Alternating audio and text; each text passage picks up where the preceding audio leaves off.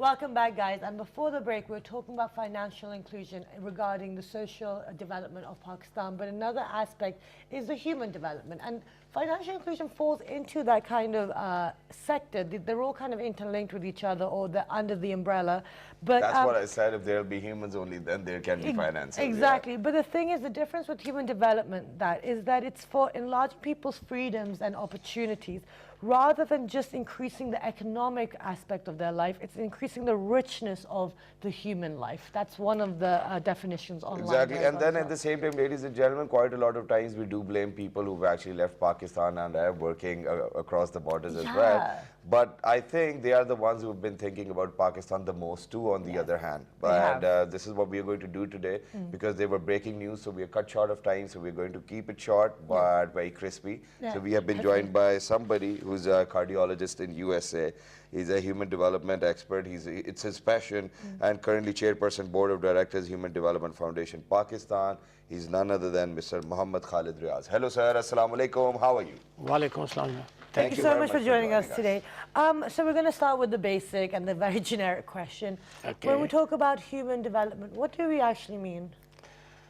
You know, there are many different interpretations of human development, including the development of the baby in the womb, and then the child after they are born. But I think what we're talking about here is the concept of human development as a social sciences concept.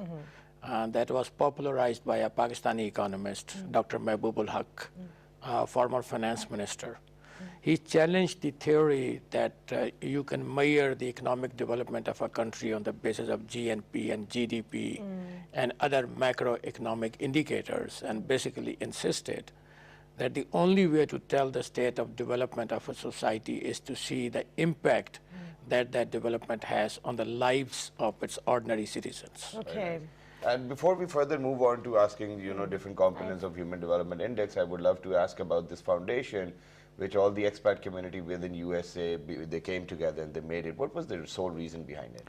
You know, there was soul searching amongst some friends on the 50th independence anniversary as to what we have lost and gained in 1997.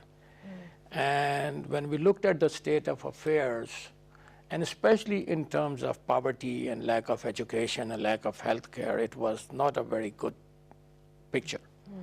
So we researched, and in that process, I had the privilege of meeting Dr. Mahbubul Haq himself. And we actually realized that if we could model a program based on his ideas, that may be the best way to improve the state of the common man. Okay, amazing. And so we devised the program, and actually he was kind enough to come to the inaugural meeting and give the keynote speech on the launching of the Human Development Foundation in New York in 1997. Amazing. Okay, so now let's move on to that. So the foundation is created, and you've been around for 20 years now. So what are the different components of it? What is this foundation working on? How are we increasing the freedoms and opportunities and improving the lives? So what we are trying to do is to create models that can be replicated. Okay. And we are working at this time in 290 plus villages. Amazing. In Pakistan? In all 4 provinces and Azad Kashmir of Pakistan. Amazing. By design. Okay. We chose that we will not just focus in one area. We want to actually be part of it. This is an experiment, and part of it is actually improving the lives of the people. Wonderful. We are trying to learn how the differences in different provinces might affect how to improve the lives of the people. That's great. And we are hoping, and what we've been able to achieve, if I can just summarize. Please do. So we have meticulous data on over 200,000 people in these almost 300 villages that's been kept for the last 20 years. That's amazing. We know the education and the literary knowledge of each household. We know the health status of every person in these 290 plus villages. Yeah. We know the... No, sorry, I'm just giving it a sign, continue. Yeah, sorry. And we also monitor every pregnant woman the day she becomes pregnant, till she delivers, and then the child till he or she goes to school. Okay, amazing. Through a very low-cost program that's costing less than $2 per person per year, we have been able to reduce the infant mortality in these 290 plus villages to 28 per thousand, whereas in the rest of the country it is 66 per thousand. That's incredible. So now I have to ask you how, because for this you need manpower. And Because only then we will be able to replicate the yeah, model. so how are we actually doing the this? model is there to replicate, and Everything's but I online, can right? tell You you, can access everything. yeah, and we have an office in Islamabad and in 8 other regions all over the country, Amazing. including Mardan, Muzaffarabad, Lahore, Rahim Yar Khan, Chandu Muhammad Khan, Amazing. Karachi, and Zob.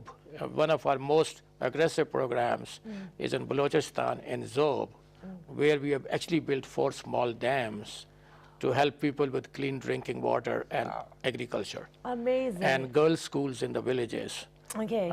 So coming back to, so information is there, but briefly, we use trained health workers to monitor all the pregnant women.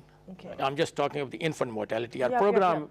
actually, I'll give you something that talks of the power of 5, which talks about the 5 components of the human development. Yeah, please. Sure. The basic component is the social capital.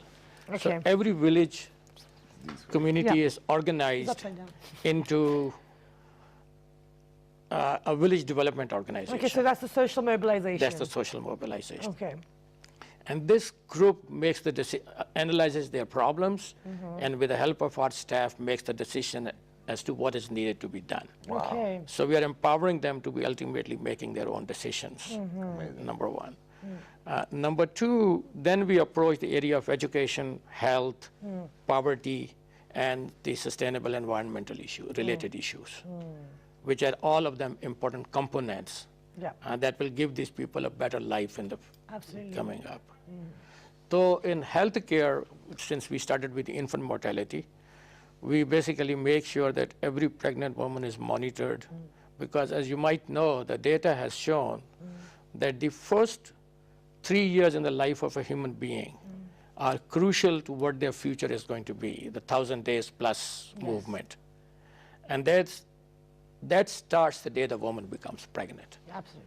If she's not properly taken care of health-wise and nutrition-wise, the baby is not going to have a good future. Okay. No, so that's, it's so wonderful to hear all of this, and it's wonderful that, you know, that there's so much data and from so many like region, provinces and And I villages. certainly want to talk about other programs too, but we're Yeah, short of we're time. really short of I time. understand. But there's one thing which I wanted to, very sorry, and that is that I was you know, literally going to ask a question, but it's fine. But no, I just, since I had the opportunities, I was like, you know, I should. Go for it, So Pakistan is ranked on 144th right now. out of 147. 147 out of 188, right? How do you think that we can improve our Human Development Index? You know, so Jinnah said on August 11, 1947, when he addressed the Constituent Assembly, and I'll give you the essence of what he said. I may Sure. miss a word here or there. He said, now if we want to make this great state of Pakistan happy and prosperous, we must concentrate wholly and solely on the well-being of its masses and especially the poor. Which we are not. So we have to devise that strategy. Our model is such that it can be adopted very easily by the local union councils. okay. It is not dependent on any higher ups. Okay, so this is what I wanted to ask you actually before I was so politely interrupted. Thank you. So how are the models, when you're going to these villages, how are people responding to them? Are they receptive? They're excited. They're excited from the beginning. From, and the, well, and the union we have people who councils? work them, and we try to understand their problems and work with them. Okay. But once they understand how their lives can change through this, Okay.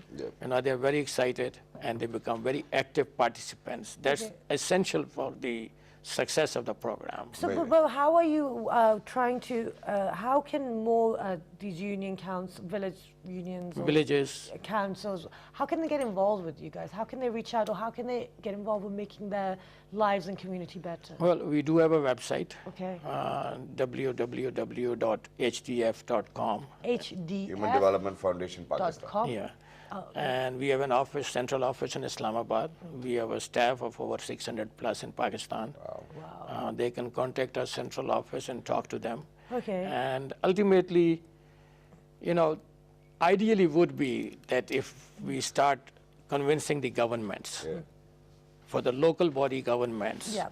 to start taking over the program so they can do it for their people locally. Okay, and sorry, I've got a quick question as Sure. well. Sure. All these 600 people plus that are working for Human Development Foundation, how is this all funded? You said that these are So volunteer. the board of directors, which includes people like me, are all volunteers. Okay, We basically donate our time, Okay. and we actually also pay our own expenses when we travel, Okay. whether nationally or internationally. right, Right. okay. But- So, but what about the But rest of them? the staff is paid. We have a budget of about $2.5 million per year.